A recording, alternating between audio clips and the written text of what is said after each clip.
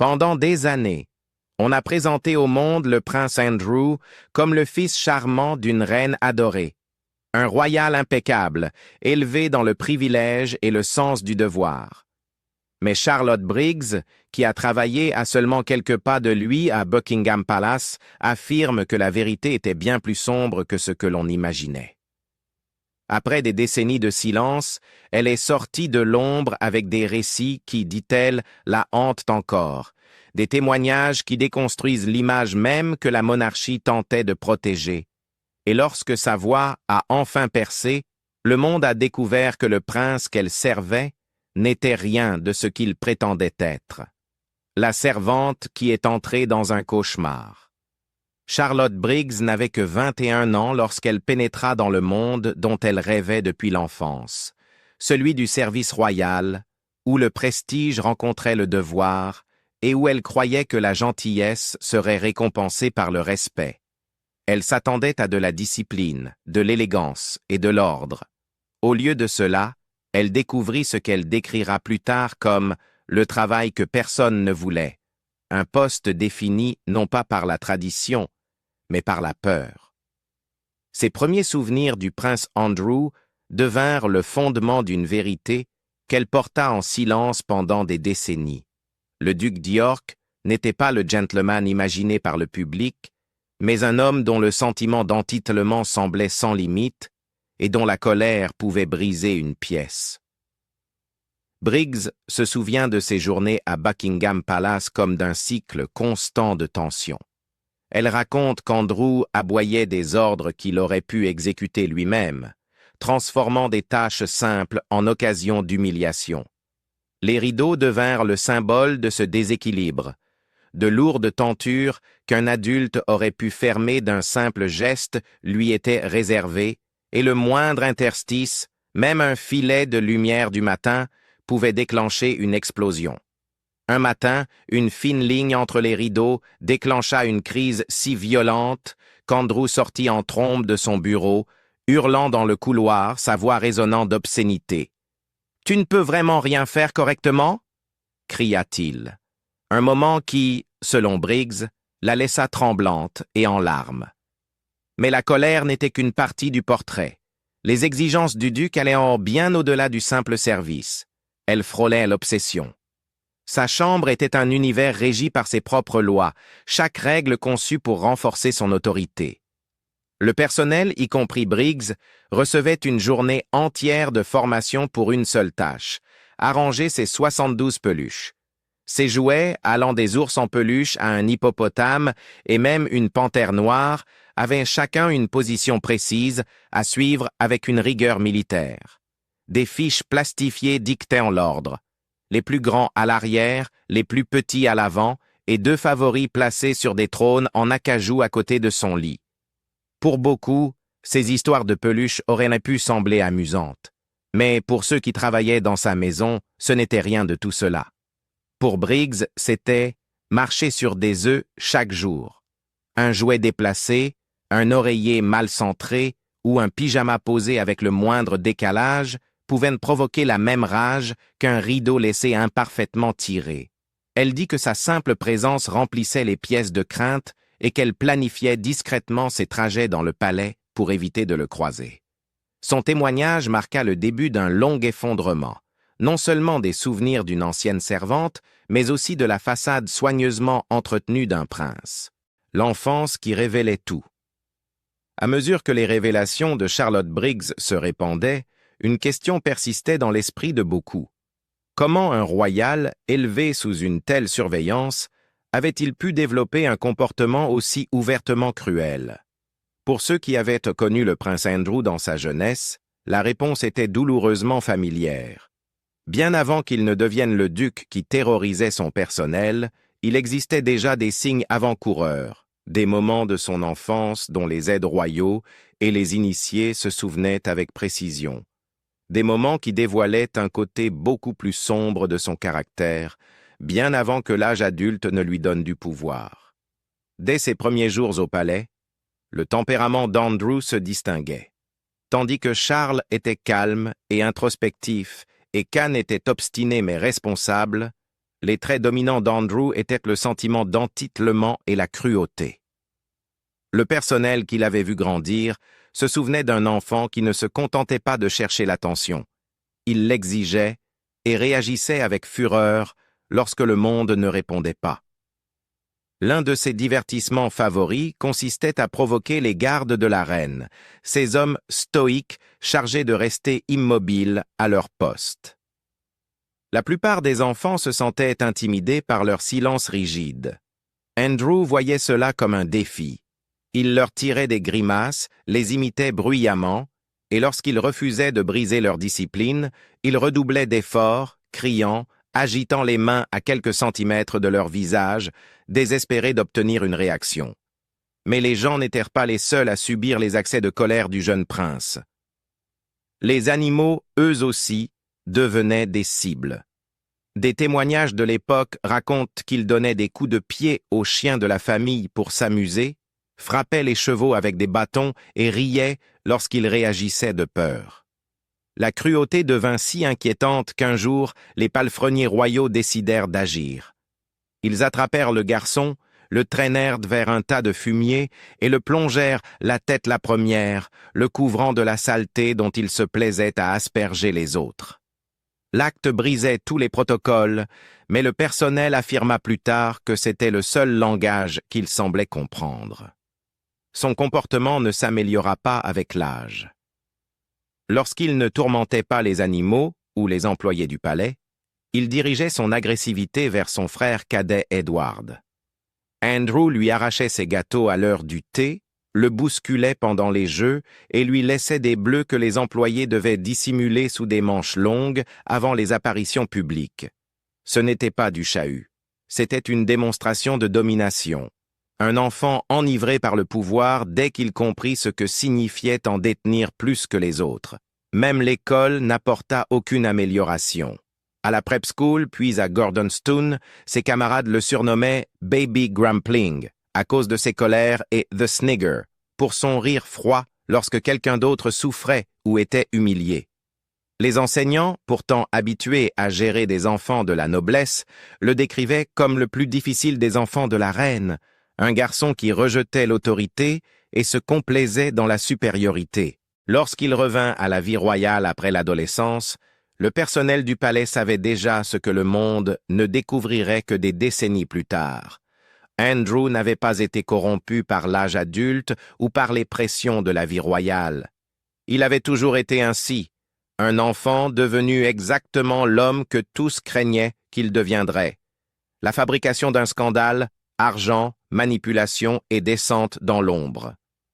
À la fin des années 1990, les traits que le prince Andrew affichait enfant, sentiment d'entitlement, cruauté et besoin obsessionnel de contrôle, ne s'étaient pas atténués avec la maturité. Au contraire, il s'était transformé en un schéma de comportement qui allait assombrir durablement sa vie publique et privée. Tandis que la famille royale tentait désespérément de redorer son image après la mort de la princesse Diana en 1997, Andrew semblait suivre la voie inverse, s'enfonçant dans des habitudes qui finiraient par détruire sa réputation. Les premières fissures apparurent non pas dans sa colère, mais dans l'argent, ses dépenses, ses fréquentations et son goût pour un train de vie largement supérieur à son rôle officiel. Bien qu'il ne soit pas un futur roi et n'ait aucune responsabilité constitutionnelle au-delà d'apparitions cérémonielles, Andrew se comportait comme un homme convaincu d'être en droit de jouir de privilèges illimités. Des rumeurs circulaient au sein des cercles royaux concernant des affaires financières douteuses, des partenariats avec des hommes faisant l'objet d'enquêtes à l'étranger et des accusations de « cash for access », dans lesquelles des hommes d'affaires fortunés auraient payé des sommes importantes pour obtenir des rencontres ou des introductions grâce à lui.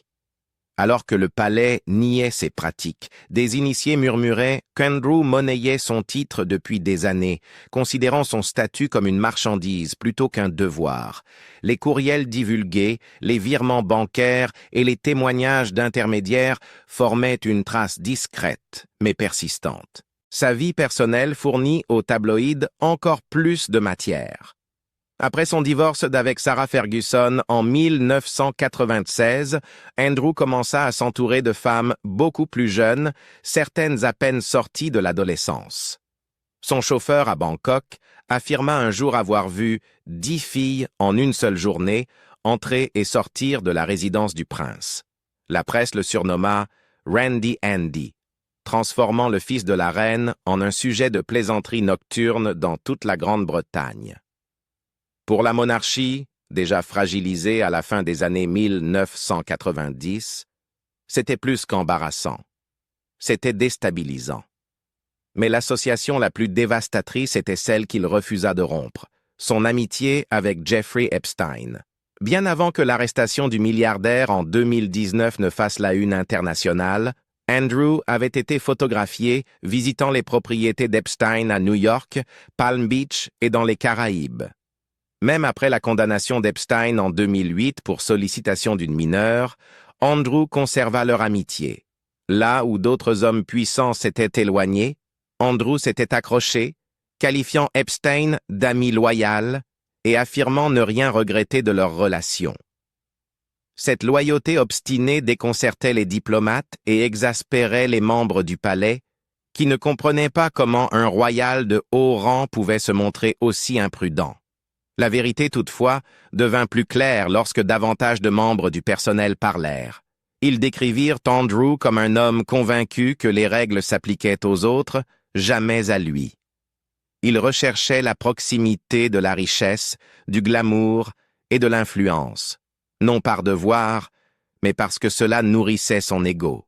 Epstein lui offrait tout cela, enveloppé de luxe, de secrets et d'indulgence totale.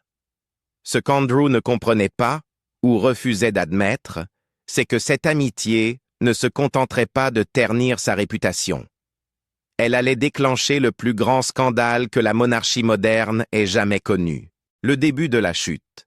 Epstein, Giuffre et l'interview qui a détruit un prince. Le tournant dans la disgrâce publique du prince Andrew survint en 2010, lorsque Jeffrey Epstein sortit d'une prison de Floride après avoir purgé une peine pour sollicitation d'une mineure. La plupart des hommes de pouvoir qui avaient autrefois fréquenté Epstein s'en éloignèrent immédiatement. Diplomates, PDG, responsables politiques, tous comprenaient que la proximité avec Epstein était devenue toxique, tous, sauf Andrew.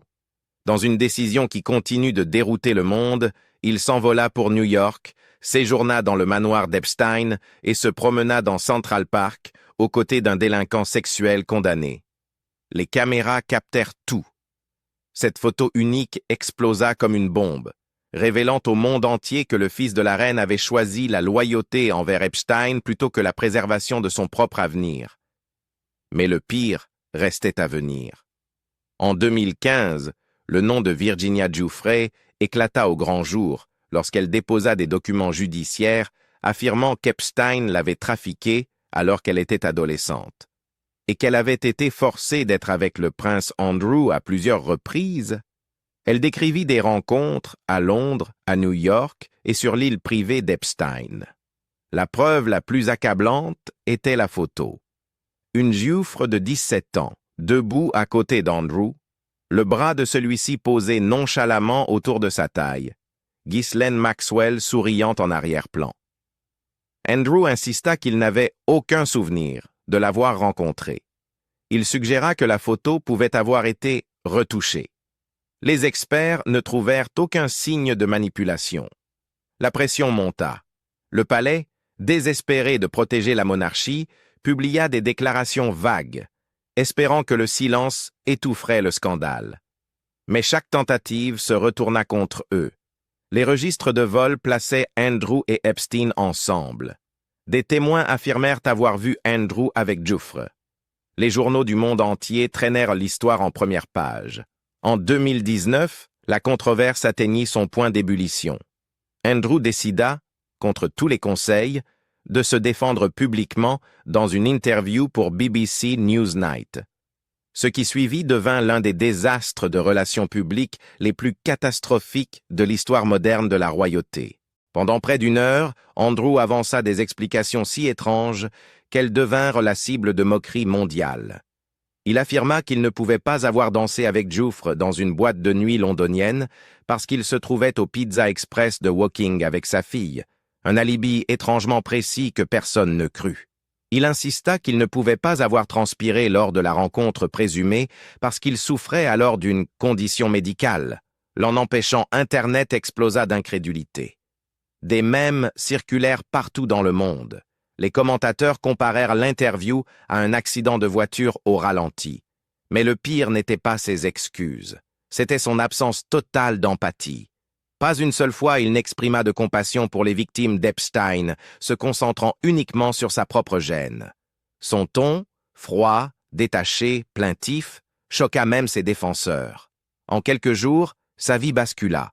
Andrew fut privé de ses fonctions royales. Les associations coupèrent les liens.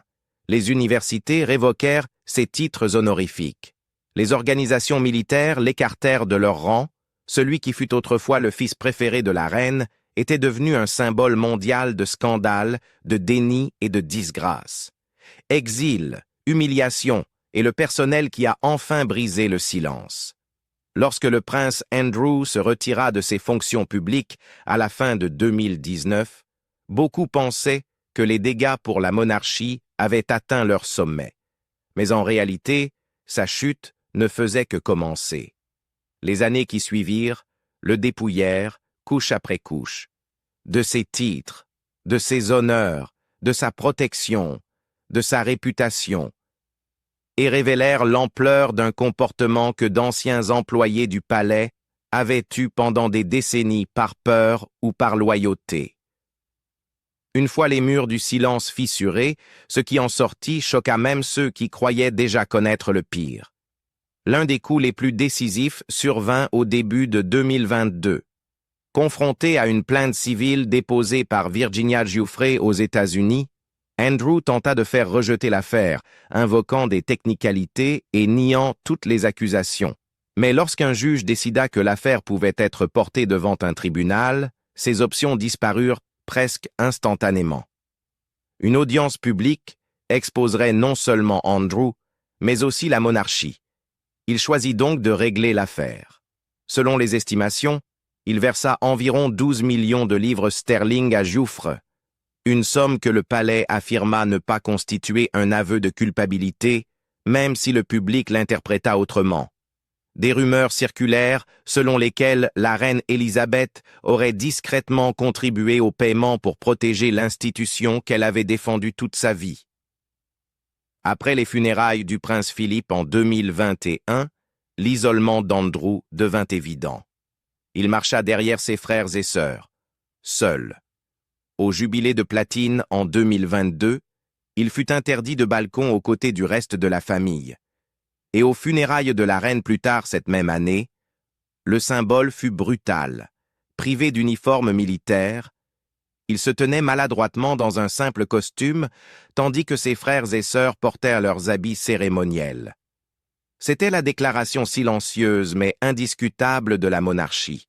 Il ne faisait plus partie des leurs. Lorsque le roi Charles monta sur le trône, les conséquences s'aggravèrent. Andrew fut déchu de ses derniers titres militaires honorifiques et on lui dit, sans détour, qu'il ne représenterait plus jamais la couronne sous aucune forme. Sa protection royale fut réduite. Ses demandes de réintégration furent rejetées à huis clos.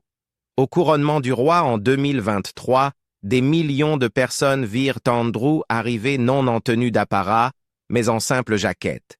Il fut placé au dernier rang, séparé des membres actifs de la famille, ignoré par William, évité par la reine consort et éclipsé même par des parents pourtant controversés. Les experts en langage corporel le surnommèrent le prince fantôme. Mais à mesure que sa disgrâce publique s'intensifiait, les témoignages privés d'anciens employés refirent surface et dressèrent un tableau encore plus sombre. Un ancien valet affirma qu'Andrew exigeait que ses lacets soient repassés bien à plat chaque matin. Une femme de chambre décrivit des mouchoirs sales jonchant son lit chaque matin, laissés pour que le personnel les ramasse après son réveil. Une autre se souvint avoir été forcée de monter 4 étages pour ouvrir des rideaux, alors qu'Andrew se trouvait juste à côté, trop imbu de lui-même pour tendre la main. Pour beaucoup, ces récits confirmèrent ce que les initiés savaient en silence depuis des décennies. Il ne s'agissait pas d'un homme corrompu par un scandale, mais de quelqu'un dont le caractère était profondément défaillant depuis toujours. Et pourtant, l'humiliation n'était pas terminée. Avec la publication imminente de nouveaux documents liés à Epstein aux États-Unis et la réouverture d'enquêtes sur son occupation sans loyer de Royal Lodge, Andrew se retrouva piégé, non seulement dans un scandale, mais dans l'héritage d'une vie entière de comportements qui finissait enfin par le rattraper. L'effondrement final, titre perdu, colère royale et un avenir sans retour possible. En 2024 puis en 2025, le monde du prince Andrew s'était totalement écroulé. La mince couche de dignité qui lui restait après le scandale, Epstein et l'interview catastrophique de la BBC fut pulvérisée par une série d'événements qui l'exposèrent à nouveau, cette fois non pas par des étrangers, mais par la monarchie elle-même. Le coup final arriva brutalement, lors d'un appel téléphonique tendu de 10 minutes avec le roi Charles, décrit par des sources internes comme l'un des échanges les plus explosifs entre frères royaux de l'histoire moderne. Durant cette conversation, Charles exigea qu'Andrew renonce à ses derniers titres et honneurs royaux. Furieux, acculé et sans issue, le prince déchu accepta. Mais l'humiliation ne s'arrêta pas à cet appel. Des enquêtes révélèrent bientôt qu'Andrew n'avait quasiment payé aucun loyer pour Royal Lodge pendant près de 20 ans, vivant dans un vaste domaine financé par les contribuables, alors que le pays traversait des difficultés économiques. Le premier ministre Keir Starmer soutint publiquement une enquête sur cette occupation sans loyer, marquant la première fois qu'un chef de gouvernement britannique en exercice appuyait une investigation visant le fils de la reine. Puis la police annonça qu'elle examinait activement un courriel semblant montrer qu'Andrew avait demandé à son garde du corps de trouver des informations compromettantes sur Virginia Giuffre en 2011. Pour un homme déjà submergé par les scandales, c'était une pierre de plus attachée à ses chevilles.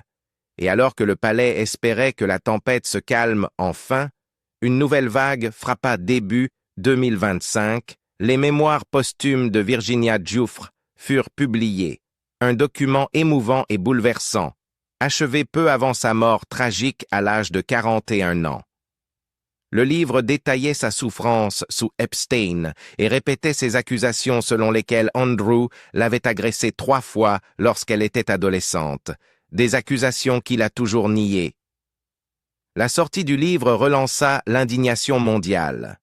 Pour la famille royale, c'était un cauchemar qu'elle avait prié de voir rester enfoui. Pour Andrew, c'était la preuve que le monde ne l'avait pas oublié et ne l'oublierait jamais. Dans les murs du palais, d'autres témoignages troublants refirent surface. D'anciens employés décrivirent des chambres jonchées de mouchoirs sales chaque matin. Ils évoquèrent le protocole rigide entourant ces 72 peluches, chacune assignée à une position précise, 2 d'entre elles trônant cérémonieusement sur des fauteuils en acajou à côté de son lit. Ils se rappelèrent son tempérament, son arrogance, son obsession du contrôle. Ces récits, autrefois rejetés comme des ragots, prenaient désormais la forme de pièces d'un puzzle enfin assemblé. La preuve d'une personnalité façonnée non par la pression ou les attentes, mais par une conviction profonde que les autres existaient pour le servir. À l'arrivée de 2025, Andrew n'était plus un membre actif de la famille royale. Plus de titres, plus d'honneur militaire, aucun rôle public. Il était un homme abandonné par les siens, isolé de la vie nationale, regardé avec dégoût par des millions de personnes, englué dans des scandales sans date d'expiration. Même sa place à Royal Lodge, un foyer qu'il considérait autrefois comme intouchable, était désormais menacée. Pour la première fois de son existence privilégiée, le prince Andrew vivait une réalité qu'il ne pouvait ni contrôler ni fuir. et pour ceux qui avaient souffert sous son autorité, dont Charlotte Briggs, cela ressemblait moins à une tragédie qu'à une justice longtemps attendue. L'histoire du prince Andrew n'est plus seulement un scandale royal, c'est un avertissement sur ce qui arrive lorsque le pouvoir n'est jamais contrôlé et que ceux qui souffrent restent silencieux trop longtemps. La voix de Charlotte Briggs a forcé le monde à voir la vérité derrière les murs du palais, et rien ne redeviendra jamais comme avant. Mais désormais, la question vous appartient. Pensez-vous que la monarchie a traité Andrew équitablement, ou que les conséquences auraient dû aller encore plus loin? Dites-nous ce que vous en pensez dans les commentaires, et n'oubliez pas de liker, de vous abonner et de suivre la chaîne pour découvrir d'autres histoires que le monde n'était jamais censé entendre.